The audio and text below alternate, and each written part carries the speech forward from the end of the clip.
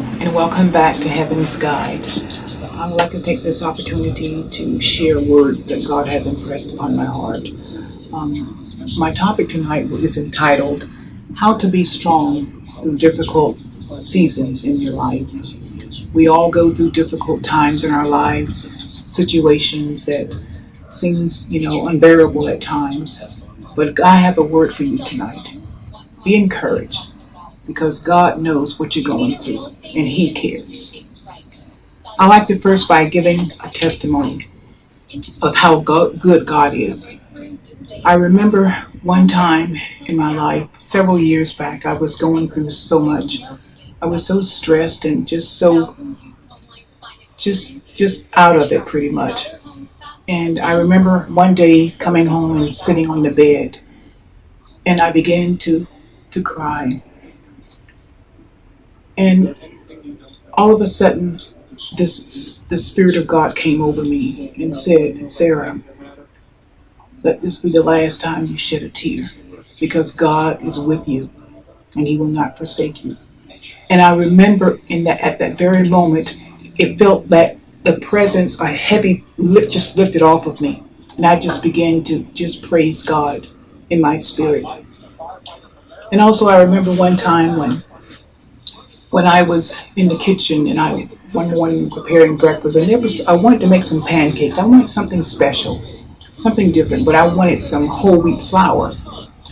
And I didn't say it out loud that I needed some whole wheat flour, but I just said it in my spirit myself. And after I, fixed something and ate, and I got dressed and I went off, on the way out of the apartment complex where I lived at the time, by the garbage can, as I was approaching the garbage can, I saw a little box sitting near the garbage can to my left. And so I stopped to get out because I had to throw away some trash, and I got rid of the trash, and I was just curious. So I, just walked over to the box and I looked down in it, and it looks like it was groceries.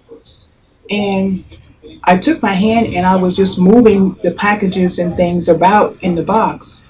And lo and behold, there was a bag of whole wheat flour. And I said, thank you, Lord, thank you. And on the box, there was a paper that says free. So of course, I lifted the box and I put it in my car. And I just, I began to praise God as I drove off. God, thank you. I didn't even have to ask. Sometimes, God knows what we need even before we even say it. And so I was so happy to know that God hears my prayers and He knows my needs and He supplies them. He is a God that truly does provide. I like to also say that sometimes when you're going through difficulties, sometimes you get to a place where you get so overwhelmed that you just begin to cry. And there's an old saying that big boys and big girls don't cry. Well, I'm here to tell you that sometimes it is necessary. Sometimes it helps to release some of the burden and some of the pressure that you're going through. Then after that, you begin to wipe your tears away and just bow your head and pray and ask God to give you strength to help you through whatever you're going through. Because He says that no matter what you're going through, He will always be there for you. And remember, take time each day to even read a verse in the Bible. I know that there is a verse found in Psalms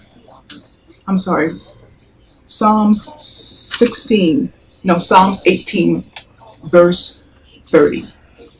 And it speaks about that God will surround you with strength when you're going through things, and you feel like you're just all by yourself. Sometimes God will just have a tendency just to put His arms around you through His Spirit, which comforts you and strengthens you. I know that sometimes we're going through different things. Some people are going through, situations where they have gone through abuse, past and present. You have some people who are going through addiction, whether sexual addiction or drug addictions. These things, it weighs heavily, especially around the holiday seasons. And you also have people that are going through, feeling being left alone or by themselves. They feel, not loved, or sometimes, you're going through a situation where you feel like you're being bullied by others. You know, God sees all these things and He knows. So sometimes when you're going through it, just stop for a moment and just say a prayer to yourself. Just whisper it in your spirit. You don't have to necessarily all the time close your eyes all the time or bow your head. Sometimes you may be in a situation where you won't be able to do that. So you just speak to God in your spirit, and He, trust me, He hears it. I would like to also share a word from you from the book entitled Prophets and Kings. It was written by Ellen G. White. And this book has really helped me through a lot of difficult times as well. And I'm going to read from you from the page 337. The title of the chapter is Not by Might Nor by Power. As I begin to read, it says here, when we are hedged about on every side, this is the time above all others to trust in God and in the power of His Spirit. The exercise of a living faith means an increase of spiritual strength and the development of an unfaltering trust. It is thus that the soul becomes a conquering power. Reading on, it says, often men are tempted to falter before the perplexities and obstacles that confront them. But if they will hold the beginning of their confidence steadfast unto the end, God will make the way clear. Success comes to them that they struggle against all difficulties. You see, this is a word for this time, this season.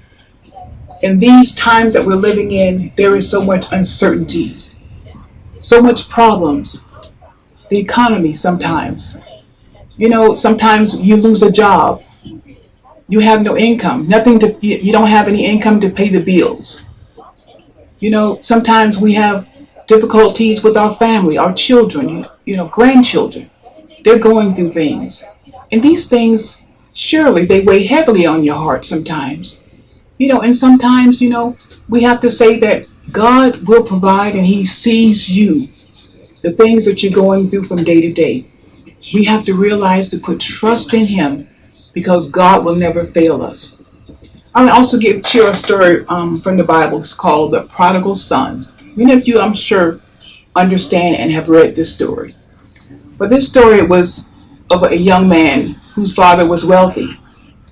And the father, one day, the son approached the father and asked him to give him his part of the inheritance that was coming to him.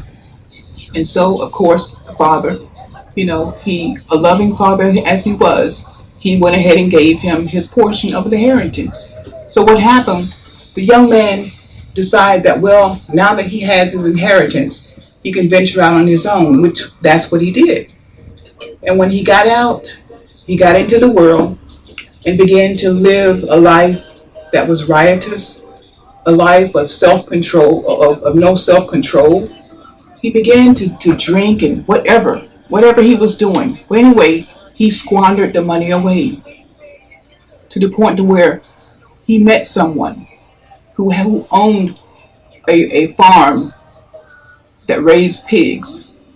And so the man gave him a job feeding his pigs. I mean, that's not a clean job, and I can imagine. Well, apparently he wasn't paid enough to the point where he had to eat the husk from what the pigs ate. And so, as a result, one day he thought about it. He had to come to himself. He looked inward at himself to examine what his life was like. And he had come to the point to where, it was better for me if I was returned home to my father's house. he had to then look from inwardly, he had to look outwardly. He had to look to his father because he knew that his father, he can go back home. Even with the servants that his father had, he knew that he can go back home. And even if he had to go back to being a servant in his father's house, that was okay with him. And so he went back home. Of course, in the distance away, his father saw him coming.